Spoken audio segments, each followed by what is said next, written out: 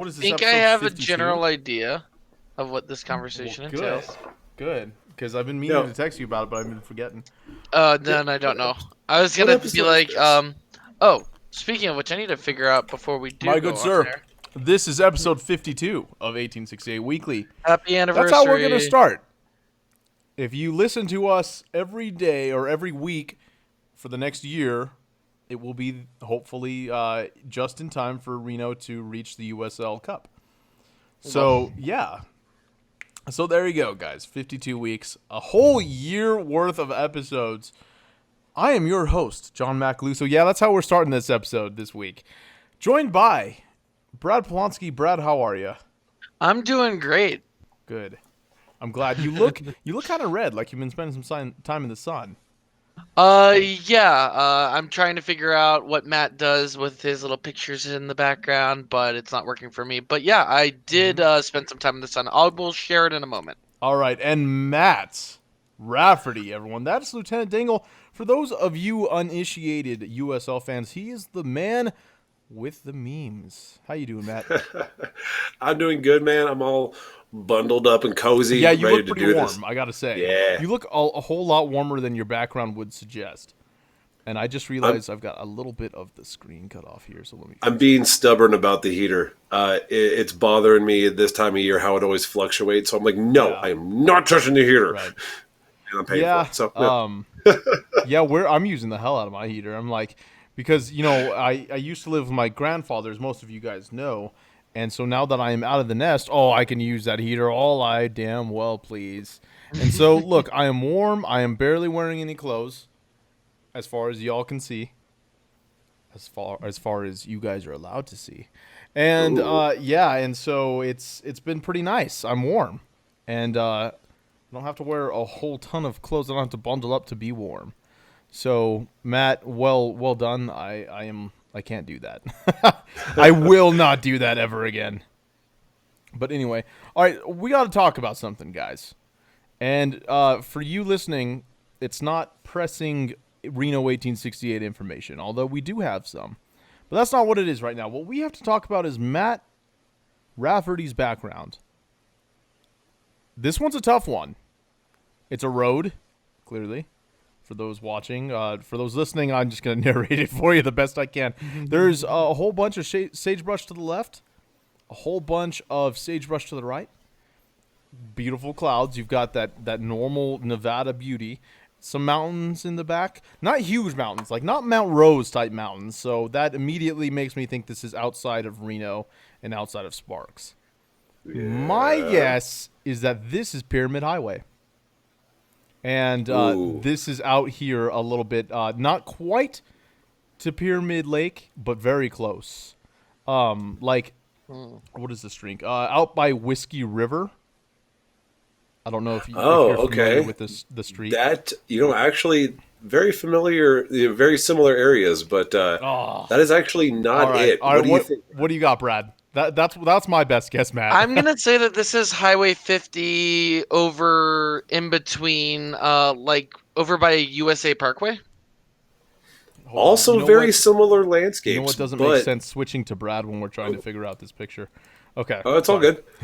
Very similar landscapes, but no, that's not it. This is coming up 395 just outside of Carson Valley. Okay. So it's We were close.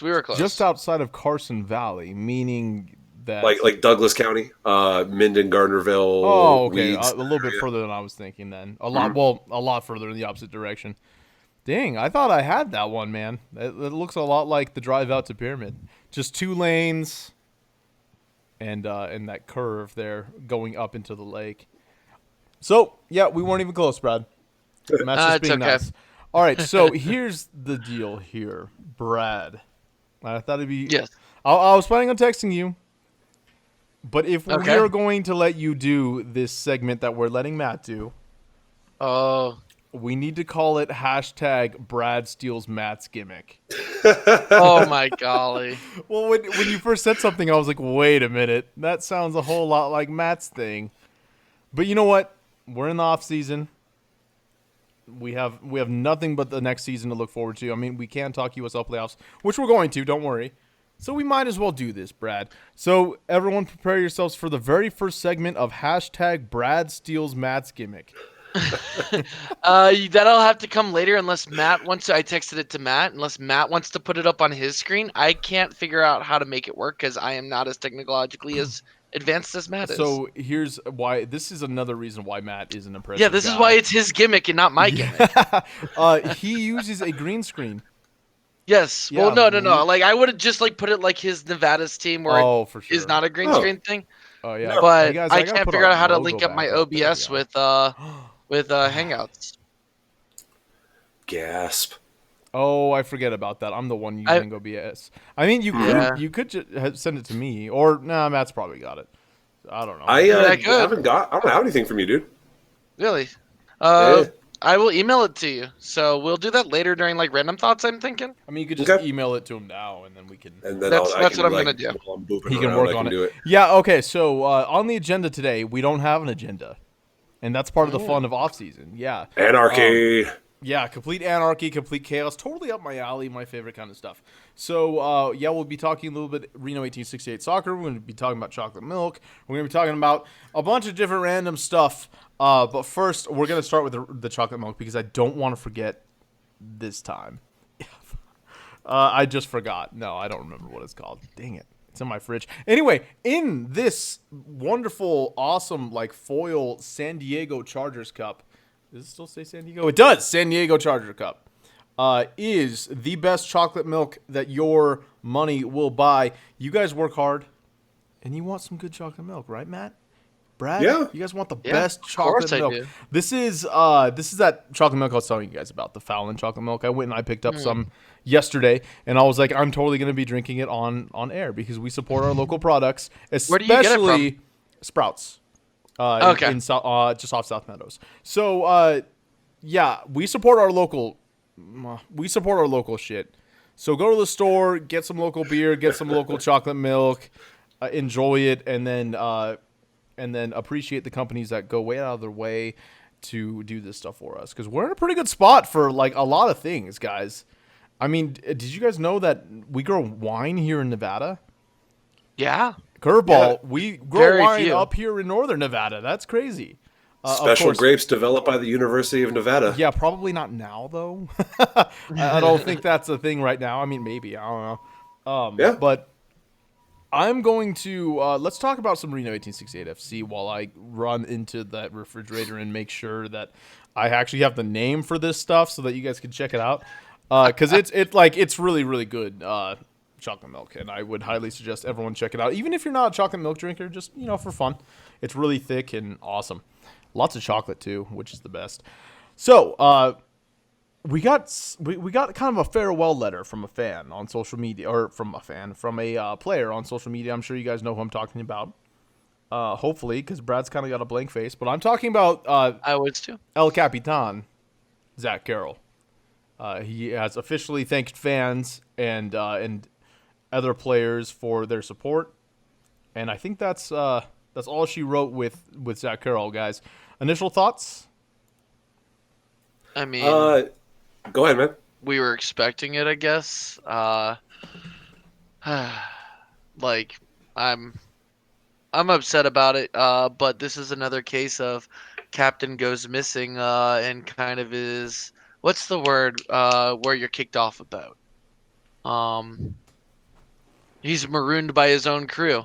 This is the second or third season in a row where the captain's been kind of kicked to the side with Morel too, and I don't remember who it was the first season, but I don't know.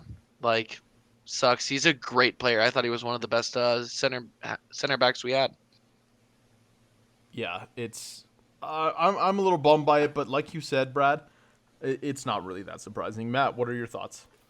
Yeah, I feel the same way. I know he's been working at it, kind of chomping away at the bit, trying to get back onto the starting 11 or even just the match day 18. He really hadn't even been getting that. So it's not shocking. But what I'm kind of surprised the fact that the team hasn't really released anything about it. Mm-hmm. I know that there was the thank you letter and everything, and I think Nevada Sportsnet broke a story about it, but nothing from the team yet. I don't know if there are other players that they're waiting to do kind of like a group migration, like a big thank you to certain Everyone, players. But yeah, right. But I mean, yeah, I would like to have his his contributions acknowledged a little more, Yeah. and a little more timely, I guess.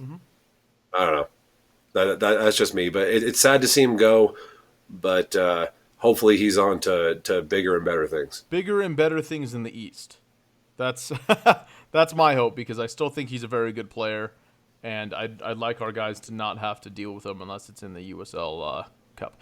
And he is from Detroit, so it would make sense for him to go somewhere east.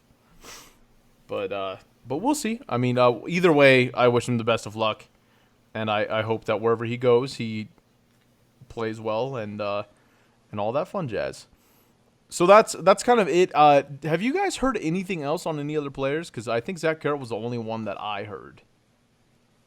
With the exception of the award. We'll talk about that in a minute. I haven't heard anything recently, no. Yeah, I think No. I think Zach Carroll was kind of just the first one. Of course, no. I think everybody saw that coming. I think a lot of fans are probably going to be a little bit bummed out. Zach Carroll's a great guy and he's a great player. Hate to see him go. That's how sports works, guys. We do this stuff every year. We did this last year with Antoine Openo, and we'll probably do it again, as much as it sucks. Two things. It looks like Matt has a new background. We'll talk about that here in a sec. But before I forget, because I will, it's Sand Hill Dairy, and they're based out of Fallon, I believe. Fallon or Fernley, one of the Fs. Anyway, check them out. All right, Matt, what we got? What other thing do we have here? Now, I'm you and I just don't trying know to where crop this is, right? Yeah, I don't know where it is Okay. either. There we go. Okay, just try to crop it properly here. Does that look good, Brad? Yeah, this is where Brad was in the state of Nevada for once. That looks like South Reno in the background. Okay, that's a guess. I'm going to guess. Oh, it's pretty green, though. When was this? Yesterday. Yesterday. Oh, that's a Yesterday. tough one. There's a good amount of green. Although I don't know if it's... I know that ski resorts have been making a lot of snow. So I don't think... what's your guess, Matt? I want to say Slide Rock. Okay. The mountain, the part of the mountain range that when you're driving through Washoe Valley, if you're heading south towards Carson, off to the right, that big bowl that was cut out, Right. the big old 1984, I think, When you're mudslide when you're heading south on 95 on 395 towards Carson. to the right, so kind of up to your above right. Galena High School. Kind of, but like behind it, like behind it, Steamboat, like Davis Creek, like that, like above that. Okay. That's my guess. I definitely think it's in that area because you could see the GSR in the distance. So this picture couldn't have been taken from the east, because then it'd be flipped. Mm-hmm. So you're somewhere. What's your guess? I mean, it looks like it's too far south to be Rose, and I do feel like it's too green. I don't know. TikTok. All right. I'll guess. I will guess. I'll guess the Mount Rose area. That's the summit of Mount Rose. Yes. Oh, damn it! Thank you. Yeah, Yes, no, I appreciate the dangle popping up. That was are the welcome. summit of Mount Rose. I went up there yesterday, kind of on a spontaneous hike. Legs are killing from that, but I was up there and I'm like, you know what? This would be really good as a segment of where in the Nevada we are. So Yeah. So I was a mile off as the crow flies. I was. Yeah, Oh, basically. Matt. Hashtag, and that was, ladies and gentlemen, the very first segment of hashtag Brad steals Brad Matt's steals. gimmick. All right, so let's talk about our man Sam Gleadle. We all like him. Yeah, we like him. He's a good dude. He's a great player. I love the spark that he has once he gets out on the pitch, and I think that he's really fast. And I like the guy. Matt, you're just on your stuff today. I'm gonna go to Matt. I'm feeling good. What Yeah. can I say, man? Yeah, I'm going to go to Matt, and then Brad's going to tell us what we're looking at. We'll do that so that we involve everyone here. What are we looking at, Brad? So our awards are starting to come out from the team. These are team-based awards, not 1868 Weekly or any supporter group awards. The team has announced today that our first award has come out, and it goes to Young Player of the Year, and that goes to Sam Gleadle, which is deserved. But he also, in my opinion, and this is me being biased as a fan, deserved more minutes. You know, I'll say it. I'm done with it. But honestly, definitely deserving of this award. He is a young player who knows how to create chances. Four goals, 5 assists on the year, um, and definitely kept his head in the game for all 90 minutes whenever he played. Definitely. So definitely worth it. Proud to have him. Hopefully he stays. I know that it's the offseason, anything can happen, but definitely a good player and someone that I hope to see more of. Yes. Well done, Sam Gleadle. Congrats. We appreciate you. Whatever happens this year, we appreciate your time with the club. Matt, thoughts? Yeah, he's been kind of a stalwart, and I know the last couple of years, or at least the last season, he was kind of working in the back, and he was kind of trying to work his way in, and he really started to show himself this year. And I appreciate the fact that he was always the guy to look for if you're looking for someone who's working hard. He was box to box, playing defense as much as he was getting involved in the attack, and just great talent and great heart, and I want to see him back. Yeah, definitely. I really do. Yeah, we're all in agreement here. I think, well deserved. We appreciate you, and we definitely do want you back next year. And hopefully, in that return, you'll get more minutes, because I'm with Brad on that as well. So we'll see what happens, guys. Any more 1868 news? That's all I was bringing to the table here. It's the first weekend of the off season Right. for us. Like, to me, I was driving to work this morning. I'm like, man, we didn't have a game this past weekend. It must be a bye week. Next weekend's gonna be a what very hurts. long bye week, Brad. Very, very. The longest bye week. Multiple bye weeks. So let's talk about Excremento then, because this just makes me smile. The fact that they lost 3-0 to the El Paso Locomotive. Not only that, there's a few really rad things here. Firstly, it being that El Paso has gone this far, and nobody thought that that would be the case. So well done to El Paso Locomotive. A really great season so far. You got a tough challenge ahead of you with the Real Monarchs, and who just toppled Phoenix, which is another thing we'll be excited about here in a second. But Sacramento spent all their time talking the ish to us. I guess they just forgot to show up. Yeah, I mean, that's a real shame to lose by 3, to get 3 scored on you and not even be able to get one back. I mean, I wonder what that feels like. We wouldn't know, I guess. Yeah. Not in playoffs, at least. So yeah, that's an excellent return to form for Sacramento at the end there. Brad, what are your thoughts? I'm not as surprised, saying that we kept talking about how El Paso's defense is probably one of the better in the league. And I guess, sometimes you can get 2 late goals to secure a victory, especially one of them being a penalty in the game. So good on El Paso. I'll definitely be cheering for them over Real Monarchs, kind of because I don't want a 2 team to be representing the West. That's kind of a New York Red Bull thing in the East, representing them. So hopefully we don't get a 2 team representing us, but if we do, that's the team that I said was going to beat Phoenix this past weekend. So here's an interesting conversation, Matt, that I thought of. You asked us last week, Brad and I, who we thought would be the first number 1 seed to get knocked out. And it's funny because you said Phoenix Rising. And in fact, I think both of you said Phoenix Rising, and I said Pittsburgh. Yep. And as it turns out, they both got knocked out. I mean, of course, Phoenix got knocked out first because their match was first. But yeah, same round though. So I mean, we can call it on the the temporal scale, if you will. But if you're talking about the actual tournament, no, that's even. Do we know what we're talking about, Matt? I think we might. After that, I think we might know what we're talking about. We might actually be onto something with this soccer podcast, guys. So Let's go back to that match. Phoenix Rising against Real Monarchs.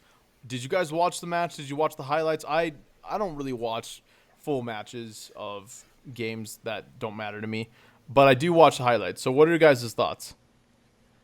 I watched the full game. It was a good one. A lot of back and forth. Momentum did shift quite a bit. I can't say it was one team over the other too much.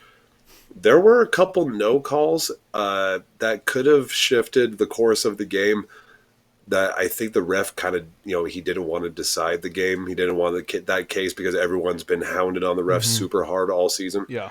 So he let him play, and I feel like when it was important, Salt Lake were definitely the dominant ones, and they played the strategy right. And yeah, you can say they had some help from a few MLSers, but this is the playoffs, and they had to have put in their time during the regular season to actually be there. Right. So they're not just random shove-ins. This is actual season-long strategy. All right, Brad, what about you? What are your thoughts?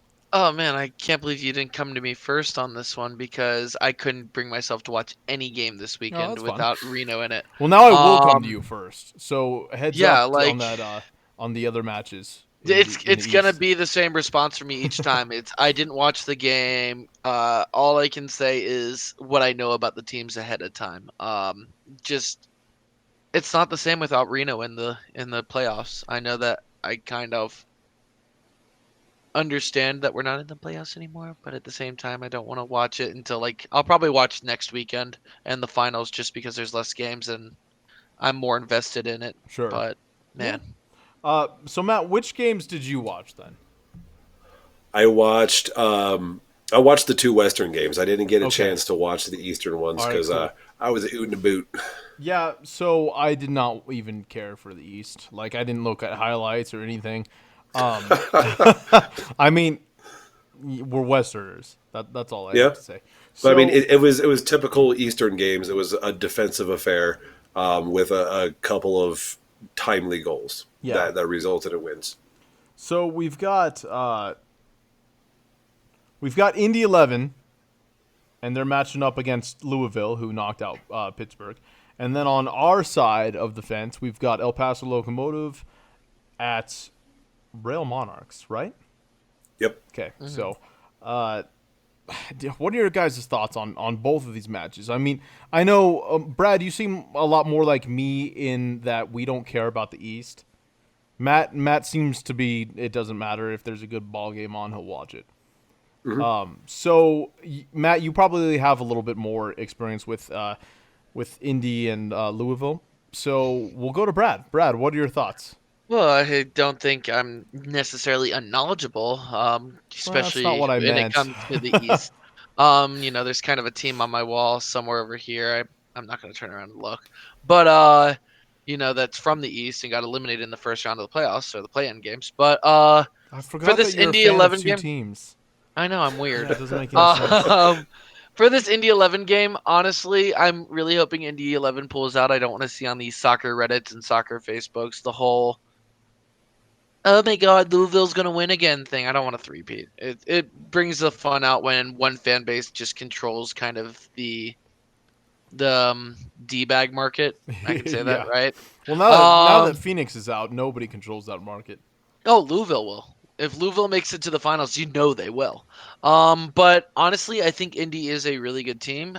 They've been playing at their top this year, and there's a former Reno alumni, Brian Brown, still there. I would love to see them make the finals against up and comer in El Paso, someone that at the beginning of the season and midway through the season we were like, are they even going to make playoffs? And now they're almost in the they're in the conference championships Right. now. And- So they've been and, playing real well. Matt, I know you were about to say something, so I'll let you address it. Oh, I wasn't trying to interject in there. I was just taking note on some stuff. But I totally do agree with Brad. I don't want to see Louisville win again. This is supposed to be a crazy league where anything can happen, and seeing repeats and three-peats is no fun. Overall, I don't want to see the East win again because, screw the East Coast. But, Indy 11, if they can come out, they'll be at home. Very solid defensively. If they can hold back Louisville, who did knock out number one, they have a strong chance at at being champions. However, I do think Salt Lake is going to take it all. I'm calling that now. I think that they are going to squeak out a win in the final. I think that they are a better team than El Paso. El Paso have been getting hot at the right times. They came screaming into the playoffs. They did the work when it mattered, and that win against Sacramento, that is impressive. That 3-0, but it is at home, and they have been good at home. So, dude, I don't know. It's got to be Salt Lake. They're too good. All right. If you guys actually watch the game against Phoenix, they're good. They're going to be the winners. I have a question for you about this one, Matt. Real quick, Brad. How much of this Salt Lake's postseason success is attributed to their alliance with Salt Lake? Wait, hold on a sec, guys. I have to make a correction. This is why I was expecting you to interject about Matt. Brad, I know you know, but you said Brian Brown is with Indy 11. It's Dane Kelly. Yeah. So Sorry, my bad. I just had to correct you. Brian Brown's overseas. I cannot have these inaccuracies on this podcast. No, I'm just kidding. That's fine, because you Nonsense. didn't correct me about the 4 goals from Sam Gleadle. It's 5 and 4 assists. I had it backwards. Did you not read the thing? Do you see my glasses on my face? No, we went with contacts today. Brad doesn't wear contacts ever. Why even wear contacts if you still can't see? All right, Matt, answer the question. Huh? No, so my question, I'll repeat it. How much of Salt Lake's postseason success is attributed to their MLS squad? Well, actually, I was just kind of looking this up, and you got Zach Blake, who ended up getting the first goal for Monarchs against Phoenix. But if you did watch that whole game, it wasn't necessarily, he wasn't always calling out Blake or Mulholland or anything like that. Like Michael Chang, who was actually a signed Monarchs player, was really the MVP on that game. He was all over the place. He was doing damage. He was distributing. He was taking shots. Yeah, like you could say that a lot of the RSL players, had help in controlling the midfield and everything like that. But at the same time, Phoenix have been boasting, oh yeah, this Phoenix team could be like the bottom third of MLS. So there's your bottom third of MLS. There's a portion of it. So have fun. And they couldn't handle it. So if you're going to talk big, you better show up, and they didn't. So I feel like however many RSL players were actually on the Monarchs doesn't really matter in that case. Fair enough. Cool. All right. So, Brad, Matt made his predictions for who's winning the cup. Who's winning the cup? I'm looking at Indy 11 and Salt Lake. I want El Paso to win, but I think Salt Lake's just the better team. Honestly, I think Indy wins that game. If it's Indy versus Salt Lake, I think Indy wins. Gotta go with Matt. I gotta go with Real Salt Lake. But I just want the West to win. I'm totally like West versus East, and I always want West on top as far as USL is concerned. So even if it's Phoenix or even if it's any other team, I just West has got to have better football. So we all have Salt Lake making it to the finals. Yeah. Who are they facing for the East for you guys? Both Indy? I think Indy. I think Louisville. Yeah. But hopefully Louisville loses. So, anyway, that's it, guys. We kind of ran through that kind of quicker than I thought. I got something I can throw in there. No, it's all right. Brad, Okay. no, I'm just kidding, Matt. Go ahead. No, that's fair. Brad, I know you had both talked about who is the douchebag of the tournament still, and I don't think it goes to anybody who is still in the tournament. Yeah, Louisville fans are a little insufferable, but I think Nashville still gets the douchebag award because my gosh. the butthurtedness that has been going on all over the interwebs has been glorious. They've been getting a lot of crap because They only pulled like 4,000 for their playoff game, which for the size of the market that they're in and the fact that they're going to MLS should be much higher. El Paso pulled 7.5, like 7.4, something like that. So it's kind of pathetic considering the situation they're in. Yeah, and had Louisville been hosting these games, they probably would have had at least 7,000 in their baseball stadium, unless they played in the college stadium they have, in which case they'd still have probably like, 5,000-6,000. Sure. So yeah, they'd be outdrawing. My big complaint when it comes to Nashville, I think I know what you're referencing. The people on Twitter who are like, so glad we're officially MLS. We, with the grown-ups now, go back to the kids' table. That's so insufferable. But when your supporters group, consistently Prince Tifos, has like light stands, this is like, it's the most pathetic and kind of corporate-looking supporters group I've seen in the league. And there are some supporters groups that the league is literally trying to unorganically build up. So Good fire. Section 8. So to those people who are Nashville fans, I hope you get a wooden spoon next year. Just make it 2 in a row, maybe. Insufferable. Well, all right then, gentlemen. Any final thoughts on the USL before we move on to hopefully other soccer conversations? We're just talking about USL in general? Because I got some more stuff. Yeah, go for it. All right.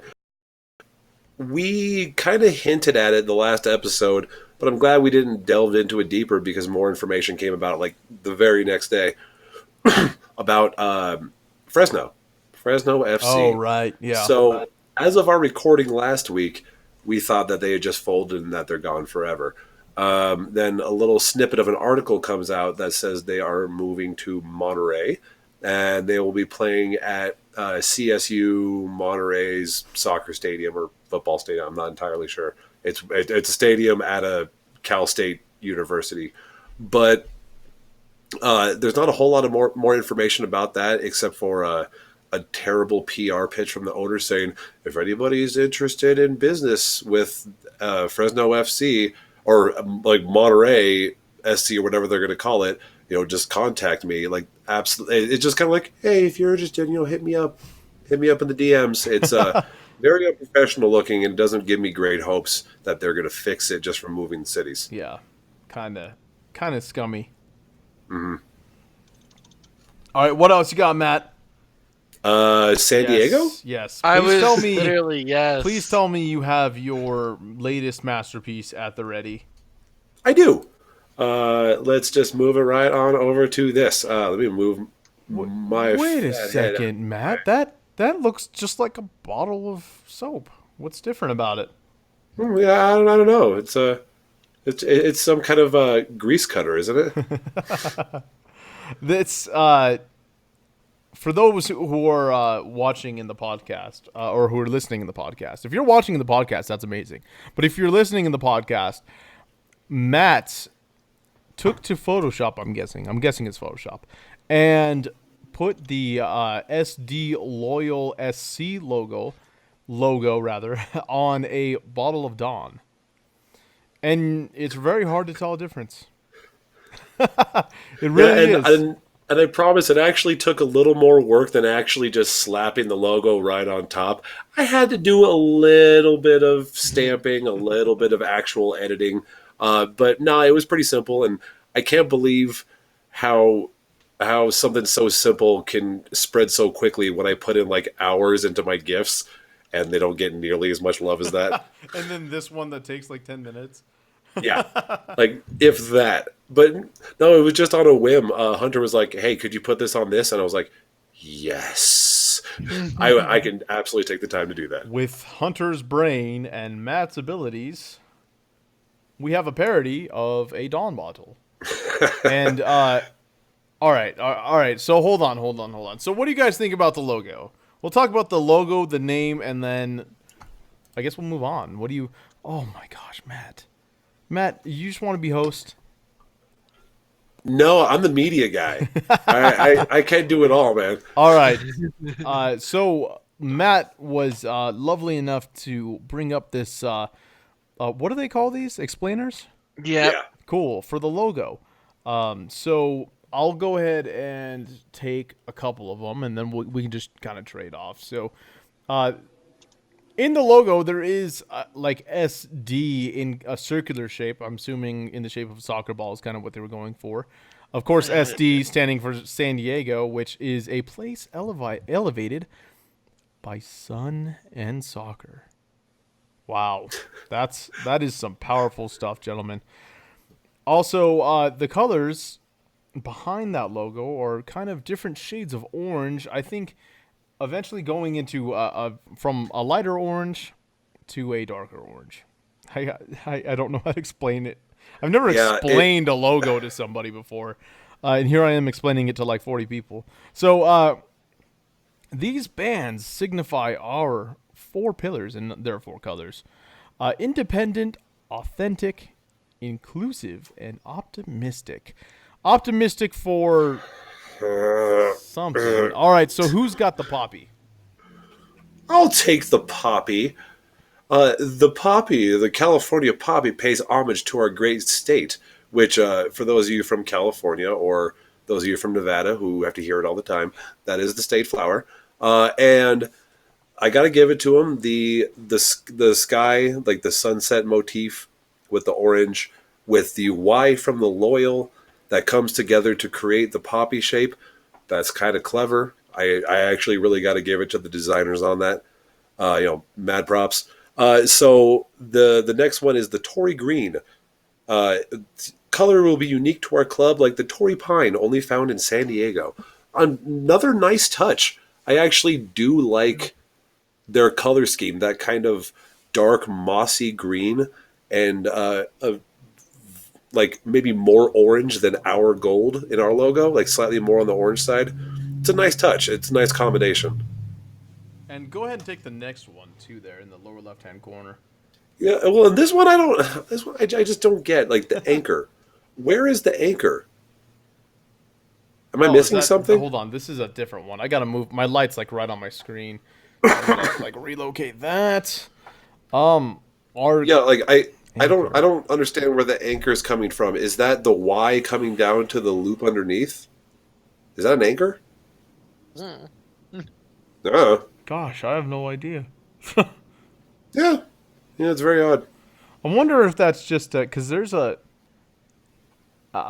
don't know. There's kind of a weird shape leading up to the middle of it. I wonder if that's just in general like I don't know, man. I don't know. All right, let's go to the next one. Oh, I see the anchor. It's the Y and the base of it. That's what I was And asking, it's but I yeah. just I just don't see That's it. dumb. I do. It's not. It's It's not obvious enough. yeah. It's very implied. Yeah. All right, next one. Okay.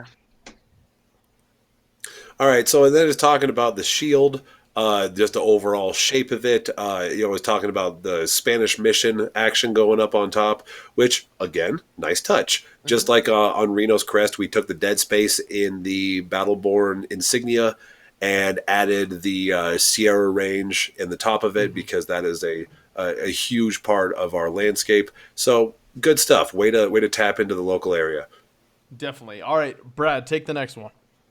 All right. So you got the ocean. The ocean is an interwoven colors and waves that is symbolic in the diversity. Let me just say, like again, I'm gonna agree with Matt. Everything in this so far has been a nice touch. Um, this is definitely a little bit too colorful for me. But it's there's barely any blue. Yeah, I mean it's in the left, Like, kind of. well, yeah, like It's a lot of barely. green. But thank you for saying that. Yeah. Like you can't tell what the main colors are. Hmm. Well, because if It's I didn't know it was the ocean, I thought it was some sort of plane Yeah, with a little it bit of blue on the kind of left. does look like a plane. Yeah, Huh. like hills. Yeah. I don't know. All right, what Yeah. about the next one, Brad? so going kind of with this theme of the ocean. We have the land. So in between the ocean and the sky, we got land, which is that word that says loyal. I kind of like how they explained it in this image. This is the place we choose to live, and we are loyal to our soil. Um, Man, that's Do we have the ability to live on water? mean, technically, Yeah, like kinda. they're Like, man-made not islands. islands. I Yeah. don't know. Um, But you're going to hear it's "loyal to our soil" a lot. That's going to be their Yeah. No, I mean I uh, like it. I guess yeah, yeah. it's cute. All right, Yeah. and I've got the last one because I've already talked about the sky a little bit here. It's the sky. It's that weird multi-orange colored thing at the top. From the desert to the coast, the vibrant hues of sunrises and sunsets are iconic of San Diego. Wonderful. Just wonderful stuff. Overall, guys, what do you think about this logo?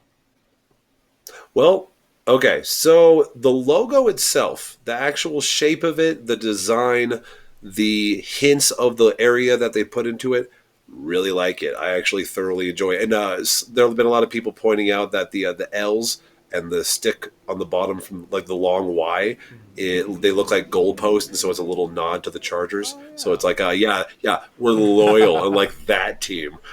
So I'm, but going back to it, I feel like everything except for the way they did the colors in the background is really nice. Yeah. If they would have stuck with maybe one shade off of what their actual orange is, that's fine.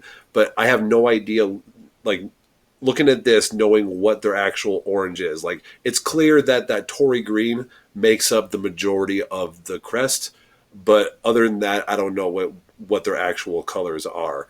The name, I don't know how I feel about it. It's weird right now. It might grow on me and it might normalize, but as of now, it's like it's telling the fans to be loyal, and that's kind of weird. Right. Yeah, I agree with you, Matt. I kind of like the logo. I like the colors, although the green, that much green doesn't really make much sense to me. Yeah, I mean overall I like the logo. You're right though about the name. I don't get the name. Like I never like they're gonna say, "Oh, I'm loyal to the loyal," and then I'm gonna just You're right. It's loyal to soil. Honestly, for me, altogether, the individual parts of this are really nice. I don't care much for the loyal. It kind of looks like it's trying to be a palindrome but failing at it because the A has the SC and it's an A instead of an O. But altogether as a whole, it kind of becomes an eyesore with too many different colors. I wonder how this is gonna look on a jersey. It's still early, but like I wonder what their main color is gonna be and what they end up doing with it. It's going to be that Tory green. I think Yeah, oh, so, too. naturally, Yeah. but like, Yeah. what's the other colors? Is it gonna be straight up Tory green? Are we gonna have like some more Portland Timbers? I don't know. I feel like that's different enough from the other greens in upper division American soccer. It is kind of unique, the green and orange, and they're weird green and oranges. So I kind of like it from a unique standpoint. Yeah, no, I definitely like that shade of green. I just don't understand it. Is all.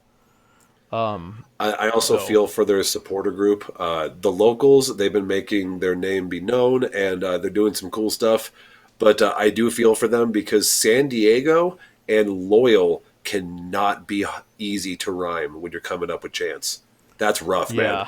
San Diego. Yeah, Reno is Loyal, easy. we did it, Eight is okay. easy. Blue is easy. Right. Like that's rough. Yeah. Well, all right, guys. Let's actually go into random thoughts here. Kind of shifting away from all this. And Matt, since I already got the camera on you, what is your random thought? Alrighty. My random thought, I know you were talking earlier about supporting local businesses, but there's also local activities you can go out and do with friends. Definitely. And a group of us went and did the haunted maze that is underneath the axe throwing place right downtown on Sierra and I want to say Second. Right, yeah, Sierra and Second. And it's in the basement. You got to go, you got to book it. But I recommend anybody that likes to be scared and anybody that likes to be challenged to go try this out. It is an absolute pitch black maze, and the only way you can feel around is just by exploring and feeling the walls. There's like different like textural cues, but there are also actors that go around that also cannot see because it's pitch black, but they're listening for you, so you have to whisper, and they'll jump out and they'll scare you and run away. And it's kind of like a haunted maze and a puzzle room in one, because in the very end there's a puzzle room to be able to get out. Ton of fun. And like I said, you like puzzle rooms, you like being scared, go check it out. Right. Yeah, sounds fun. How long is it open though? Because Halloween's like technically over. It's they're extending it. They're trying to do year round, and they're going to do different themes each year. Cool. Okay, yeah, that's And, awesome. and it takes like, if you're good at these kind of things, it could take you about a half hour. If you're not good, it'll take you about an hour. Just great way to kill some time. Yeah, definitely. Brad, how about your random thought? All right, so my random thought is kind of sparking a debate. How early is too early for people to start really caring about Christmas? Because we still haven't had, like, we just had Halloween, and I know some people in this world, there's two types of people. There's those people who are automatically all of a sudden going around screaming Merry Christmas to everyone, even though it's like almost a month and a half away, 2 months away. Yeah. But then we have the people who are like, what about Thanksgiving? Me personally, since I am Jewish, I fall into the Thanksgiving is more important of a holiday, but that's because I never had a connection with the other one. But even if I had Christmas, I still probably would prefer Thanksgiving because that's the holiday my family has always really gotten together on. And plus Black Friday people watching is the best people watching. But kind of that idea, how early is too early for us to be focusing on Christmas? Like, I would say December 1 is for me. Like, if as soon as December hits, as soon as Black Friday is done and the sales are done, you can start worrying about Christmas. Don't do it now, people. I would Day I would after say Thanksgiving. I would say Black Friday. Yeah, that's the day I was going for. Mm. And Matt, sounds like you said the same thing, just a different way. Yes, sir. My random thought is actually the I did it earlier. The milk. Yeah, check out Sand Hill Dairy, everybody. All right, Matt, where can we find you on social media? All right, mostly on Reddit on r/USL Pro, but a little more now on Twitter. On both, my username is Raf Out Loud with underscores between each word. And Brad, where can we find you? You can find me on Twitter at Pal on the Sky, Facebook at my name. If you know my name, it's Bradley Polonsky. And Reddit at also Pal on the Sky. Cool. And you guys can find me, John Macaluso. Don't forget to hit that subscribe button if you're checking out this show, especially during the off season when we're going to talk about a whole bunch of random stuff like chocolate milk and haunted houses and stuff, or haunted mazes rather. Also, like us on Twitter at 1868 Weekly. Brad, take us away. All right, so let's look forward to a great off season, with good news, with good times, and regroup next year in February and cheer on our team. As always, until then, though, in Ian we trust, and vamos, Vamos Azules! Azules! See you Thanks for guys. listening, guys. Bye, everybody.